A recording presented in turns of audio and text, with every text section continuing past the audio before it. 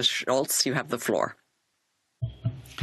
Excellencies, colleagues, ladies and gentlemen, today we find ourselves in a world that feels more divided, more polarized and more uncertain than it has for a long time.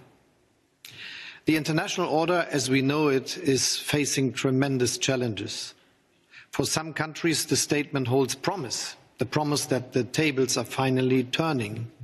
Others are worried, and that does not just include Western democracies. International law is being violated.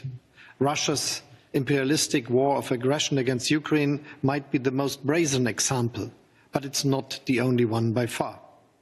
Nuclear proliferation poses growing threats, all while climate change and its consequences question the very foundations of the way we live.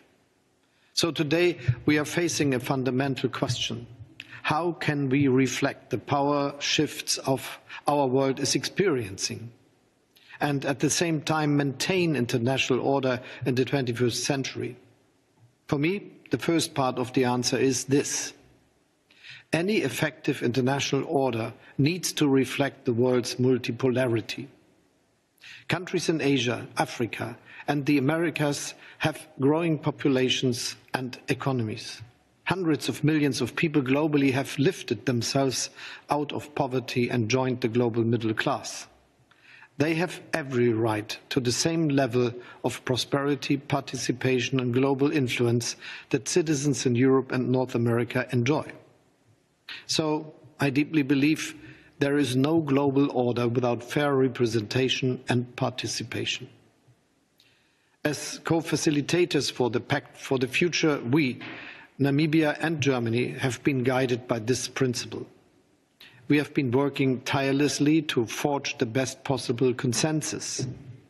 Over almost a year of tough negotiations, Namibia and Germany have chosen an inclusive approach, not least through our engagement with civil society and other stakeholders. I want to take this opportunity to thank our friends from Namibia for this excellent cooperation that brought our two nations even closer together. Our collaboration also shows what we can achieve when two partners from different corners of this planet with different goals but shared principles join hands. Thank you, President Mbumba, my friend Nangolo, for your cooperation, trust and friendship. Colleagues, after multiple rounds of negotiations, the good news is an overwhelming majority of countries in the world agree on the goals that humanity should be striving for. We want a world that is safe, peaceful, just, equal, inclusive, sustainable and prosperous. A world in which human well-being, security, dignity and a healthy planet are assured. In less than 2 weeks, the Summit of the Future and the Pact we want to conclude there will present a unique opportunity to take an important step towards this goal. With the Pact for the Future, we want to commit to cooperation and partnerships despite conflicts and challenges. We want to restore trust in our shared institutions, and we want to agree on concrete actions for our common future. We will reaffirm our joint commitment to the UN Charter, to international law, to the 2030 Agenda, to the Paris Agreement and to the protection of human rights. And we will commit to advancing the essential institutional reforms of the international system, particularly the UN Security Council and the international financial architecture. The Pact for the Future will also enable the United Nations to better deliver on these core tasks. But agreeing on the Pact for the Future presents an even greater opportunity, one that goes beyond individual goals we all pursued during the negotiations. The Pact offers us the chance to change the narrative of division, polarization and uncertainty. It offers us the chance to show the world that cooperation still yields results, that multilateralism is alive, that global solidarity exists.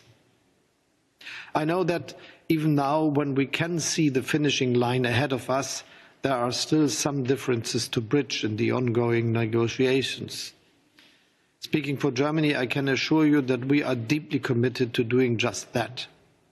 And I encourage all of us to help us.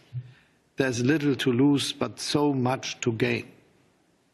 Together, we can advance the sustainable transformation of our economies and tap into the potentials of renewable energy. Together, we can unlock the necessary financial resources, including through bigger, better and more effective multilateral development banks and more effective debt relief, building on the G20 common framework. Together, we can ensure that every corner of the world gets fair access to technological advances like AI. And together, we can reform global governance to better reflect today's world and to ensure more appropriate representation. I'm looking forward to seeing you in New York in less than 2 weeks. As the Secretary General has repeatedly reminded us, we stand at the crossroads between breakdown and breakthrough. I'm sure that we will make the right choice. Now it is up to all of us to seek compromise and to show the world that there is much more that unites us than divides us. President Mumba and I are grateful for your support. And now we are thrilled to hear your expectations. Thank you. Thank you, Chancellor Scholz, and thank you very much, Excellencies, for your participation in today's event. We